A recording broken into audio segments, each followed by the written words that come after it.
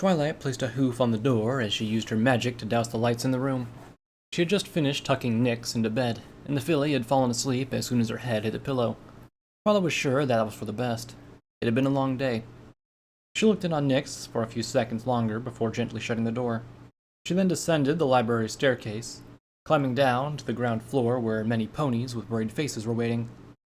Twilight gently and greatly appreciated the fact that all of her friends had stayed to make sure that Nyx was all right, especially since Rarity and the Cutie Mark Crusaders were the only ones who knew Nyx well enough to be so concerned.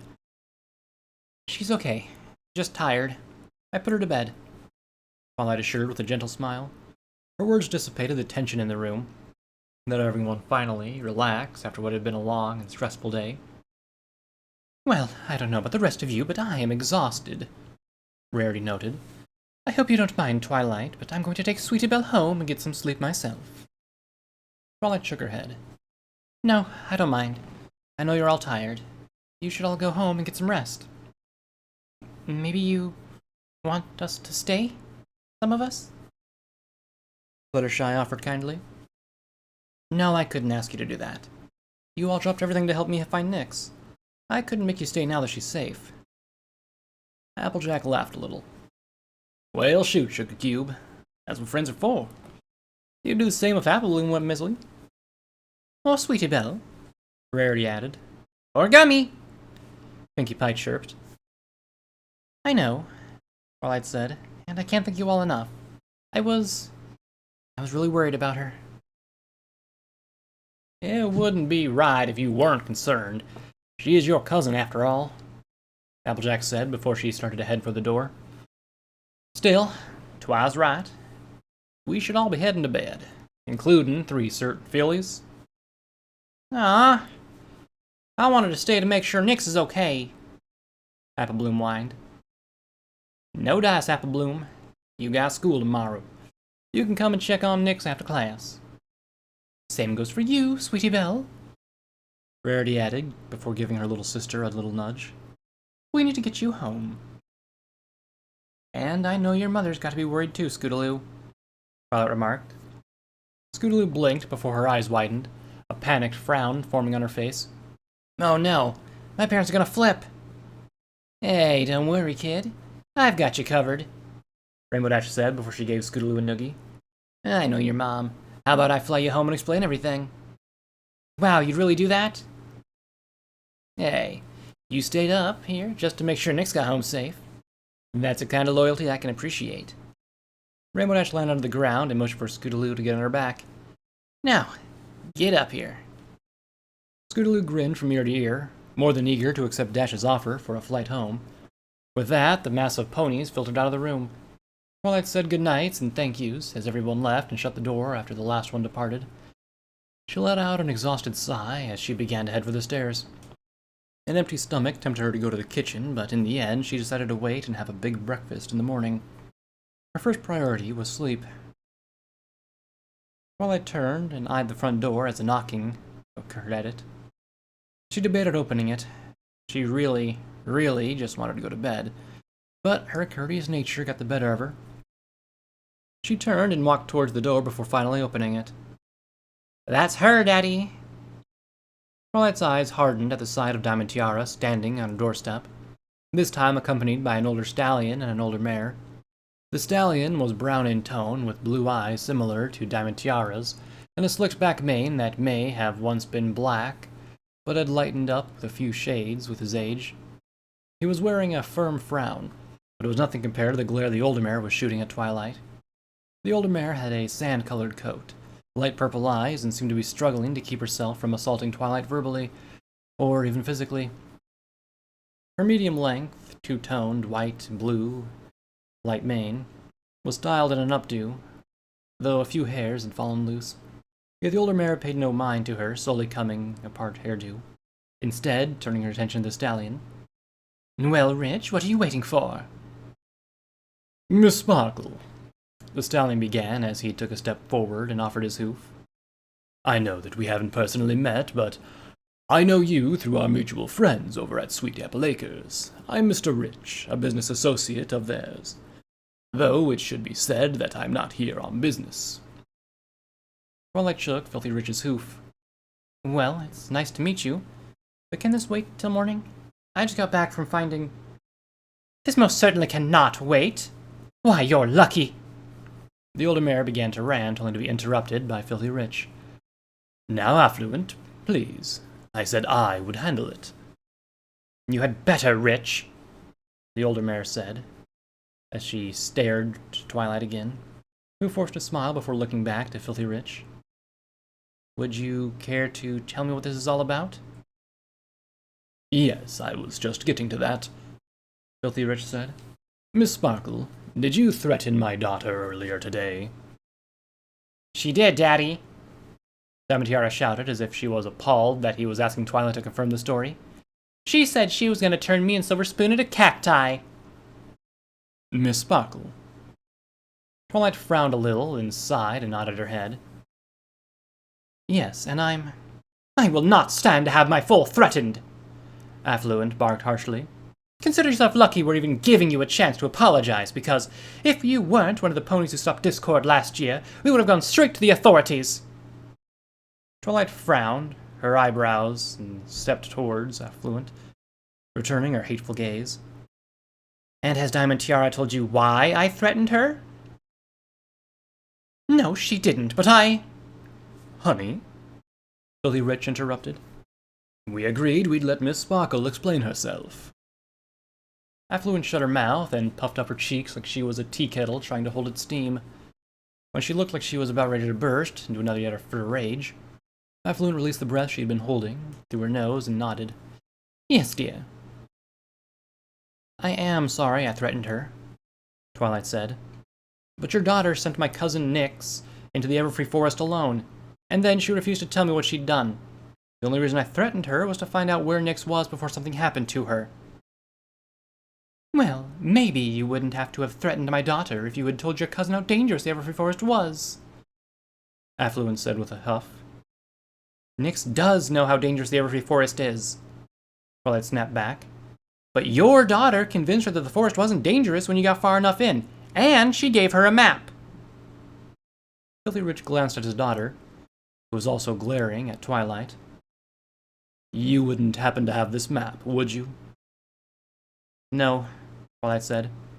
Nyx lost it when she was lost in the forest. Well, that explains it then, Affluent said as her voice took in a haughty tone. Your cousin is lying to you.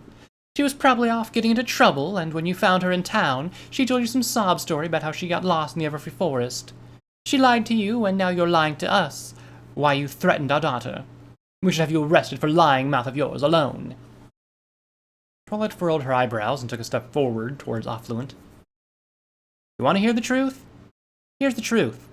I found Nyx in the Everfree Forest, crying her eyes out, and she was sent there by your daughter. Your daughter even gave her a map, and from what I've heard, she's been a bully to the rest of her classmates as well. You're doing her no favors protecting her from the consequences of her actions. And I know I can't make you punish her for sending my cousin someplace where she could have been hurt, or worse, but let me make this perfectly clear. Twilight leaned forward, her voice taking in a low, strong, threatening tone as she glared at Affluent. If Diamantiara does anything like this to Nyx again, being turned into cactus will be the least of her problems. Why, you little tramp! Affluent snapped back. Who do you think you are? You're upstanding members of the community. Why, if it wasn't for my husband's family, there wouldn't even be a Ponyville. How dare you speak to us like this? I should teach you a lesson in respect. Twilight bristled and shoved her face up against Affluent's, so their foreheads and noses were pushed together. I'm the unicorn who beat an Ursa Minor, bare-hoofed, and I'm also Princess Celestia's private pupil. So if you really want to push your luck, I'd be happy to take this outside. Otherwise, get out of my face and get out of my library. Miss Sparkle, Filthy Rich interrupted. He forced himself between the two mares and looked down at Twilight with a firm, steadfast frown. I can respect what you did earlier today under duress. I doubt I'd act much differently if I was in your position. That, however, does not give you license to threaten my family. Yeah, Diamantiara added. She smiled triumphantly, caught up in the fact that her father was winning the argument. You can't threaten me because Nyx is stupid enough to go into the forest. Even if I gave her a... Diamond Tiara realized what she was about to say, and she quickly clapped a hoof over her mouth. However, the damage had already been done. Mr. Rich glanced at his daughter and said, "Young lady, you're grounded." Rich, you can't really ground her for... Affluent tried to protest. "We will discuss this when we get home," Mr. Rich said firmly as he turned to leave. "Until further notice, she is grounded. But Miss Sparkle, don't think this means you're off the hook. Princess Celestia's pupil or not, I will be discussing this matter with the mayor in the morning." With that, Filthy Rich turned and walked away. Diamond Tiara and Affluent followed soon after, but only after they had thrown the dirtiest glares they could muster at Twilight. Twilight, however, ensured that she got the last word, or other sound in the conversation. She stepped back and slammed the library door shut with a sharp, loud bang. Wow, Twilight, Spike said from the back of the library. He had heard the argument and come to investigate what was going on. I've never heard you pull rank like that, using your position as Celestia's student to threaten someone. Yeah, Twilight sighed, mentally kicking herself for what she said in the argument. And the princess wouldn't be happy if she found out that I did. So, Spike, if we could... My lips are sealed, Spike assured her. Personally, I think you should have turned one of them into a cactus just to prove a point. Still, aren't you worried about the mayor will do? You might tell the princess. We'll cross that bridge if and when we have to come to it. I still can't believe that little filly actually sent Nyx into the Everfree Forest. I mean, what was she thinking? Couldn't tell ya. I don't make it a habit of trying to understand bullies, Spike replied before he yawned and glanced at the clock. Well, it's late. I'm surprised Owlicious hasn't come in yet. He's usually... Spike jumped, spinning around to see the horned owl in question sitting atop the nearby shelf. Seriously? We need to tie a bell on you. You're like a ninja owl or something. The owl hooted reply in his usual fashion. You. He hooted again. You! I'm talking about you! You know what? No. I'm not getting into that tonight, Spike said, heading towards the staircase. Now I'm gonna go check on Pee-wee. Then I'm gonna go to bed. Good night, Twilight. Good night, Spike, she replied as she watched him climb the steps. She then turned to look at Owlicious, who tilted his head somewhat expectantly. Sorry, Owlicious, but I'm really tired. It's been a long day. Hope you don't mind if I go to bed, too. A hoot was all the owl replied before taking flight. He swooped around the room, grabbing a book off a shelf, and dropped it on the reading table. The book fell open, and within moments Owlicious had landed and began reading. Well, I couldn't help but giggle, happy to see that Owl was able to keep himself busy at night, even when she wasn't up late studying. Leaving Owlicious to his reading, Twilight climbed up to the library's second floor. Spike had already shut off the lamps and curled up into a bed. The only light came from the moon outside the window, and it illuminated the room just enough for Twilight to cross without any trouble. Next to Twilight's bed was a smaller one she'd purchased for Nyx. She had expected to find Nyx curled up there, but in the few moments Twilight had been downstairs, Nyx had crawled into the larger bed. Normally, Twilight would have encouraged Nyx to sleep in her own bed, but after the day they both had, she might overlook it for this one night. Making sure not to wake up Nyx, Twilight slipped herself beneath the covers, levitated the blankets off Nyx's bed, and covered the sleeping filly with it so she wouldn't get cold in the night. Despite being asleep, Nyx sensed Twilight's presence. Almost like she was sleepwalking, Nyx stirred, got to her hooves, and, with the blankets hanging off her body, she moved up beside Twilight. She then lay back down so that her little head rested in the nook of Twilight's neck. It brought a smile to Twilight's face as she gently nuzzled the sleeping Nyx. The smile, however, slowly died as Twilight watched Nyx sleep. Her gaze drifted to the window, looking up at the distant moon. For a moment, she remembered how it used to look, how it used to bear the dark silhouette of the mare and the moon. She had a lot to think about, a lot to consider, but it would have to wait till morning. Her eyes were already drooping from the soft embrace of the bed, and soon Twilight drifted off into a well-deserved sleep.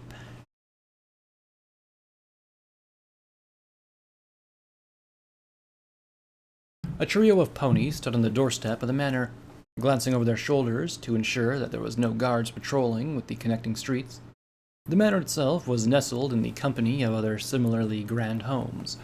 Every lawn was trimmed, every shrub sculpted, and every flower was in bloom in the part of Canterlot where the elite made their homes. Celebrities, politicians, and any pony else that was widely known and very well paid could be found within those few blocks of the city, living the high life in their stately homes. The stallion of the trio was about to knock again when the locks clicked open. The door swung open as a white unicorn with a perfectly trimmed and slicked black mane with a monocle poked his head out of the door. He looked over the 2 Pegasi mares and the Earth Pony stallion before giving a small, snooty sniff. Yes, may I help you? Just open up the door, Etiquette. The gray Pegasus with the darker mane and a swirling tornado cutie mark snapped. Of course, Miss Gale. The butler, proper etiquette, stepped back and opened the manor's door wider, allowing the trio of ponies to slip inside. The other Pegasus was a dark purple mare with a black mane and a swirling wind lines for cutie mark. The Soul Earth pony was a dull clay-colored stallion with a tall build. His blonde mane was cut very short, and his cutie mark was a stone wall that looked like castle battlements. Sir Nexus Spell is in his study. I believe you know the way. Proper etiquette said as he shut the manor's front door. Greygale fluttered her wings in irritation. Yeah, we know the way. But Nexus better have a good reason for calling us in like this. Indeed. Nightwind, the purple Pegasus, agreed. We are, after all, trying to lie low after that grand failure in the Everfree Forest. The town guard are much more alert, and are stopping ponies in the streets if they run across them this late at night. I do not know why Sir Nexus Spell called for you as he did, Proper etiquette remarked as he began to walk away. but I do believe you will find it difficult to get an answer unless you go and speak with him. Now I must go off to the kitchen. Sir Nexus Spell does like to host company without refreshments. Seriously? That pony takes the job way too seriously.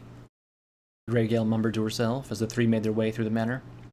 After climbing the flight of stairs and passing down a lavish furnished hallway, they arrived at a door they all knew quite well. Since they'd been summoned, they didn't bother to knock before they entered the manor study. It was a cozy little room, with very large windows and a fireplace. The one wall was lined with bookshelves which were filled to capacity with books, some small knickknacks, and the occasional framed picture. The window looked out over the elegant cityscape of Canterlot, a view that the manor's owner had been complimented on a number of times. Finally, an oil painting rested above the fireplace.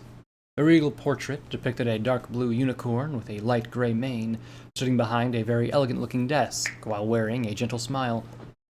Below the portrait, set into the picture's polished wooden frame, was an engraved plaque. Spell Nexus, Headmaster for Celestia's School for Gifted Unicorns, Mystical Advisor to the Royal Court. The manor's owner, Nexus himself, stood in front of the study's fireplace, its flames reflected in his turquoise eyes. He did not turn to look at the 3 ponies who had entered the study, instead motioning with a hoof to some chairs. Please, have a seat. What's this about, Nexus? Gale asked as the 3 ponies sat down. You never sent messengers for us in the middle of the night. It is strange, Nightwind agreed. You are the one who always telling us to keep our movements subtle and hidden, and this is far from being subtle or hidden.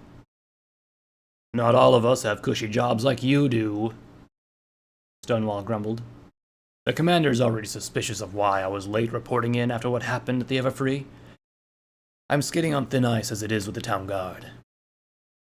Yes, I apologize for the late hour, my sisters and brother, but there's been an interesting development.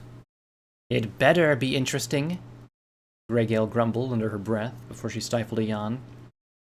Nexus turned away from the fireplace and began walking towards the 3 seated ponies.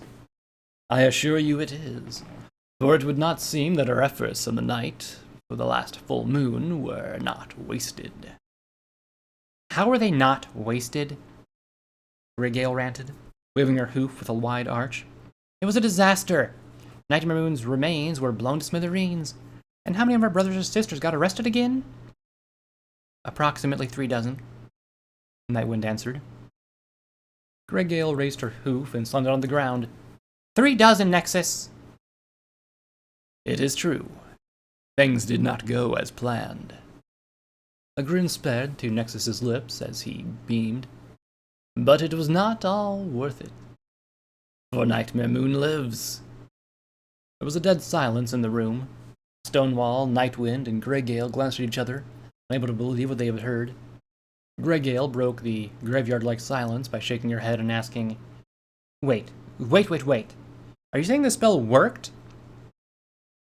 I did not dare to hope so, Spell Nexus mused before giving his head a nod. But yes, at least in part. And just how do you know that Nightmare Moon lives? Nightwind asked skeptically. If that were true, wouldn't she have overthrown Celestia by now? Yes, our queen, if she was at full strength, would have. Equestria would have been bathed in the glory of eternal night, and we would have achieved our rewards as her loyal servants. Still, I cannot deny that I sensed and saw, early this evening, a brilliant bolt of magical lightning shot up from the Everfree, and in that moment I sensed her. I sensed our queen in all her power and glory. It was like a firework bursting and fading to the night sky, but it was there. Spell Nexus swept to one side, light on his hooves for a moment. It was so magnificent, and it made something inside me shift for a moment.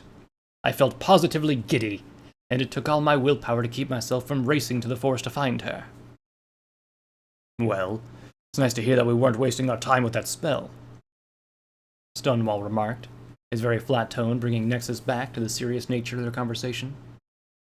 Yes, and now we have a purpose once again. Brothers, sisters, we must find our queen.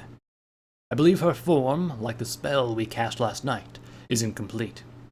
She can be saved. Can she be given life she deserves? But we must find her. I believe she is hiding either amongst the trees in the Everfree Forest, or in some area close to that, and we must find her before she can truly become lost to us. And just how are we supposed to do that? Greygale asked cynically before she began speaking in a forced, overly perky tone. Hey boss, I just wanted to make some more vacation days. Why? Oh, I just want to take a leisurely stroll around one of the most dangerous forests in Equestria while I look for a particularly reincarnated Nightmare Moon. Nexus rolled his eyes and rubbed the bridge of his nose with a hoof. Please, spare us your sarcasm, Greygale. She does have a point, Nexus, Nightwind said smoothly. How can we search every forest without drawing attention? Not all of our brothers and sisters were arrested by the guard after Celestia's interruption, Spell Nexus assured his cohorts before turning his attention back to Greygale. In the morning you will find I've contacted out your services as a pair of wings for hire to deliver important letters to a number of individuals around Ponyville. Some of these letters are simple letters from Celestia's School for Gifted Unicorns, but a few of these are letters of note to our brothers and sisters who call that town home. They, who are closest to the forest, will be able to search for our queen. Will I know who is who? Gale asked. Nexus shook his head. No. Their anonymity must be preserved. It is how we've been able to function so long, without detection. Only I know who all these are who stand with the children of the nightmare. And, as I've said before, it's really creepy, Greygale remarked, only to get elbowed in the side by Nightwind. And what about us, Nexus? Stonewall asked.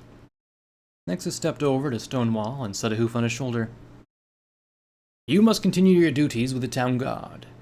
The information you provide is invaluable to us remaining undetected. Nexus then turned to look at Nightwind. And you, sister, will find yourself assigned to a new post in the morning. Nightwind arched an eyebrow. And just where am I being stationed, Nexus? I have little doubt that Celestia has sensed the same thing I did this evening, and I believe this will drive her to step up the research team she was working on analyzing that spell. You have been reassigned to guard this team. Keep tabs on their progress. Impede it if you can, and if Celestia speaks to the team, I want you to tell me exactly what she says. A treacherous smirk spread to Nightwind's lips. And here I thought you'd finally given me a challenge, Nexus. But eavesdropping? Don't take your role lightly, Nightwind. For if the remaining team makes a doomed discovery about our spell, you are the only one who will be able to warn us about the coming danger. Nexus then looked over at his three conspirators and let a small smile play on his lips. Celestia was able to stop us once, but fate has given us another chance to see our queen raise. I will not see it slip through our hooves, for the night is eternal. For Equestria's true queen. The other three ponies chimed in their practiced harmony.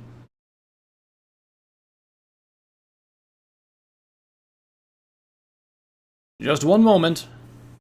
A light blue unicorn stallion called up as he sat up in bed. Bastion Yoritz glanced at the clock, grumbling at the late hour. He then pulled himself out of his bed. His eggshell white mane and tail were a mess, but he continued to move towards his front door all the same. He had no desire to try and make himself presentable for anyone who had come knocking at the door at such an hour. Horn glowing, Bastion opened his front door, tending to chew out whoever was trying to disturb him so late at night. Yet he froze like a statue when he saw Princess Celestia standing in the doorway. Your Highness! Bastion stuttered out. I do apologize for the late hour, Bastion. But may I come in? Celestia asked sweetly, as if Bastion had every right to turn her away. Of course. Please make yourself at home. I'll be with you in a moment, Bastion said before letting Celestia inside. Bastion Yorsets was a teacher at Celestia's School for Gifted Unicorns, and was there when the young Twilight Sparkle revealed her immense aptitude for magic. He was among the senior teaching staff and was the pony Celestia charged with the responsibility of leading the team studying the cult's spell. Once he had ensured Celestia was comfortable, Bastion disappeared back into his bedroom.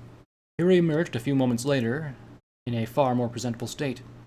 He had quickly brushed out his mane and tail, and he had also slipped out of his normal work attire, a collared shirt, a light brown sweater vest, and a thin black tie to finish the ensemble.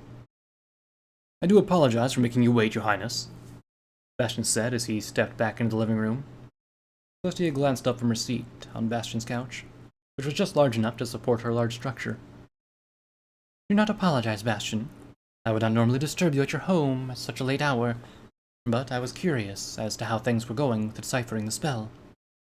It's progressing, but slowly, Bastion answered as he took a seat on the cushioned chair. The unicorns were making use of several very old forms of magic, of which there were few records. The oil-soaked powders they were burning came from zebra magic. We also found records of unicorns with arcane designs to direct flows of magic, but there are no actual books describing how such magical lines work. Bastion sighed tiredly and ran a hoof through his mane. Things would undoubtedly be going better if we were able to get some information from the cultists. Have your gods been able to get any of them to talk? No, Celestia admitted with a shake of her head.